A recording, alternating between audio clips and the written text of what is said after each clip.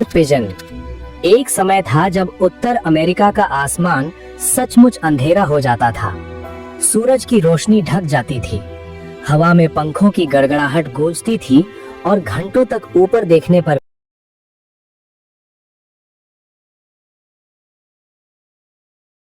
भी झुंड खत्म नहीं होता था। ये कोई तूफान नहीं था, ये था पैसेंजर पिजन, दुनिया का सबसे ज्यादा पाया जाने वाला पक्षी। कभी इनकी संख्या 5 अरब से भी ज्यादा थी। आज ये सुनना किसी कल्पना जैसा लगता है। ये पक्षी इंसानों से नहीं डरते थे, शांत, सामाजिक और भरोसे से भरे। ये जंगलों में विशाल झुंडों में रहते, पेड़ों पर एक साथ घोंसले बनाते और हर साल हजारों किलोमीटर की यात्रा करते। प्रकृति ने इन्हें संख्या में ताकत दी थी ताकि कोई शिकारी इन्हें खत्म न कर सके, लेकिन प्रकृति ने इंसान को पहचानने में गलती कर दी। 19वीं सदी में अमेरिका में बंदूकें आसान हो गईं, रेलगाड़ियां चलने लगीं और शहरों में सस्ता मांस चाहिए था। पैसेंजर पिजन इंसान के लिए चलती फिरती फैक्ट्री बन गया। पूरा का पूरा झुंड एक जगह बैठता और शिकारी बिना निशाना लगाए गोलियां चला देते। हजारों पक्षी एक साथ गिरते, कई बार तो जाल बिछाकर, लाठियों से मारकर या पेड़ों को काटकर इन्हें मारा जाता था। सबसे डरावनी बात ये थी कि कोई रुक नहीं रहा था। लोग कहते थे इतने हैं, कभी खत्म नहीं होंगे, लेकिन हर साल जंगल कम होते गए, घोंसले उजड़ते गए और संख्या खामोशी से गिरती चली गई।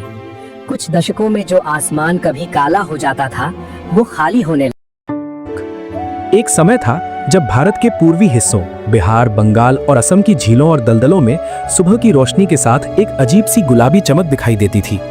ये कोई फूल नहीं था, बल्कि एक बेहद खूबसूरत और रहस्यमयी पक्षी था, पिंक हेडेड डक। इसका शरीर सफेद, पंख गहरे रंग के और सिर हल्का गुलाबी, मानो किसी ने आसमान की शर्म को इसके माथे पर सजा दिया हो। इसे देखकर लोग रुक जाते थे, क्योंकि ऐसा रंग प्रकृति में बहुत कम देखने को मिलता है।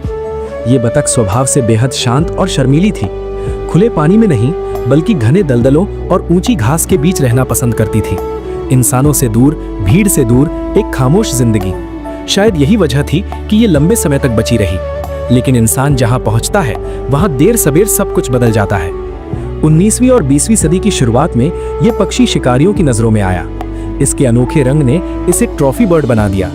अंग्रेज शिकारी इसे मारकर गर्व महसूस करते थे। दूसरी तरफ दलदलों को खेती की जमीन में बदला जाने लगा। झीलें सुखा दी गईं, घास काट दी गई और पिंक हेडेड डक का घर चुपचाप मिटता चला गया। सबसे दुखद बात यह थी कि यह पक्षी बहुत कम दिखाई देता था। लोगों को लगता था अभी तो दिखा था, कहीं और होगा, लेकिन ये कहीं और कभी मिला ही नहीं। 1930 के बाद इसके दिखने की पक्की पुष्टि नहीं हुई। कभी किसी ने कहा आज देखा, कभी किसी ने दावा किया सुबह उड़ते देखा था, लेकिन कैमरे में वैज्ञानिक रिकॉर्ड में यह पक्षी गायब ही रहा। आज पिंक हेडेड डक को पॉसिबली एक्सटिंक्ट माना जाता है, यानी उम्मीद जिंदा है लेकिन सबूत नहीं। कई बार खोज अभियान चले, जंगलों में दलदल खंगाले गए, पर हर बार सिर्फ सन्नाटा हाथ लगा। ये शायद दुनिया का इकलौता पक्षी है जो पूरी तरह विलुप्त घोषित भी नहीं हुआ और जिंदा साबित भी नहीं हो पाया। इस पक्षी की कहानी इसलिए और डरावनी है क्योंकि ये अचानक नहीं मरा। ये धीरे धीरे चुपचाप गायब हुआ, बिना किसी शोर के, बिना किसी विरोध के।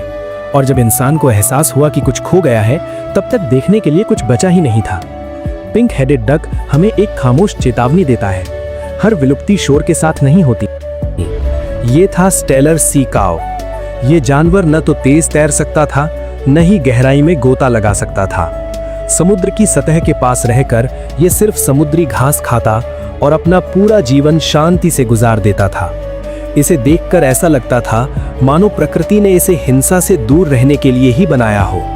1741 में जब यूरोपीय खोजकर्ता पहली बार इस इलाके में पहुंचे, तो उन्होंने इस अजीब लेकिन विशाल जीव को देखा। इंसान के लिए ये किसी खजाने से कम नहीं था।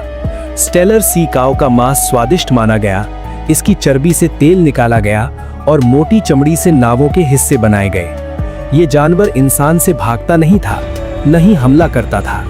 यही इसकी सबसे बड़ी कमजोरी बन गई। जहाज महीनों तक समुद्र में रहते थे और स्टेलर सी काऊ उनके लिए चलता फिरता राशन बन गया। नावें इनके पास जाती, इंसान इन्हें मारता और बाकी झुंड वहीं खड़ा देखता रहता। उन्हें समझ ही नहीं आता था कि खतरा क्या है। एक एक करके पूरा परिवार खत्म कर दिया जाता। ये शिकार नहीं था, ये भरोसे का कत्ल था। सबसे हैरान करने वाली बात यह है कि स्टेलर सी काऊ को खोजे जाने और विलुप्त होने के बीच सिर्फ 27 साल का अंतर था। 18वीं सदी के अंत तक ये विशाल जीव पूरी तरह धरती से गायब हो चुका था। न कोई चेतावनी, न कोई संरक्षण योजना, क्योंकि उस समय इंसान को लगता था कि प्रकृति कभी खत्म नहीं हो सकती। जब स्टेलर सी काऊ विलुप्त हुआ तब किसी को एहसास भी नहीं हुआ कि क्या खो गया। ये जानवर समुद्री घास को संतुलित रखता था, तटीय इकोसिस्टम हाईवे के किनारे, गांवों के बाहर, जंगलों में जहां कहीं भी कोई मरा हुआ जानवर होता, वहां सबसे पहले गिद्ध पहुंचते थे। लोग इन्हें गंदा पक्षी समझते थे, लेकिन सच्चाई ये है कि गिद्ध भारत का सबसे बड़ा सफाई कर्मी था। जो काम इंसान की पूरी व्यवस्था नहीं कर पाती, वो गिद्ध चुपचाप कर देता था। भारतीय गिद्ध का शरीर ऐसा बना था कि वो सड़ी गली लाश भी खा सकता था बिना बीमार पड़े। उसकी मजबूत पाचन शक्ति खतरनाक बैक्टीरिया को भी खत्म कर देती थी। इसी वजह से गांवों और जंगलों में बीमारियां नहीं फैलती थी। लेकिन इंसान ने कभी इस मूक रक्षक की अहमियत समझी ही नहीं। 1990 के दशक तक आते आते एक खामोश तबाही शुरू हो चुकी थी। डाइक्लोफेनाक नाम की एक दवा। ये दवा मवेशियों को दर्द से राहत देने के लिए दी जाने लगी। लेकिन जब वही मवेशी मरते और गिद्ध उनकी लाश खाते, तो ये दवा गिद्धों के शरीर में जाकर उनकी किडनी फेल कर देती। गिद्ध मरने लगे, एक एक करके, चुपचाप। सबसे डरावनी बात ये थी कि शुरुआत में किसी को पता ही नहीं चल रहा था कि हो क्या रहा है। लोग सोचते रहे शायद मौसम बदल गया, शायद जंगल कम हो गए। लेकिन सच्चाई ये थी कि इंसानी इलाज गिद्धों के लिए जहर बन चुका था।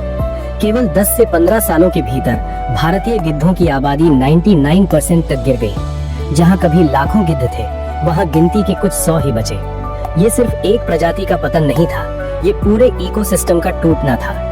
गिद्धों के गायब होते ही लाशें सड़ने लगी, आवारा कुत्तों की संख्या तेजी से बढ़ी और इसके साथ बढ़ा रेबीज जैसी घातक बीमारियों का खतरा। यानी जिस पक्षी को इंसान बेकार समझता था, उसके ना रहने से इंसान खुद खतरे में आ गया। आज भारतीय गिद्ध पूरी तरह विलुप्त नहीं हुआ है, लेकिन वो विलुप्ति के कगार पर खड़ा है। सरकार ने डाइक्लोफेनाक पर प्रतिबंध लगाया, संरक्षण केंद्र बनाए गए, लेकिन जो नुकसान हो चुका था वो कभी पूरी तरह ठीक नहीं हो सकता। भारतीय गिद्ध हमें एक कड़वा सच सिखाता है। इंसान जब प्रकृति से छेड़छाड़ करता है तो सबसे पहले जानवर मरते हैं और आखिर में कीमत इंसान ही चुकाता है। Western black rhino. अफ्रीका के खुले सवाना में एक समय एक भारी भरकम सा साया धीरे धीरे चलता था। मोटी चमड़ी, 2 मजबूत सींग और शांत आंखें, ये था वेस्टर्न ब्लैक राइनो।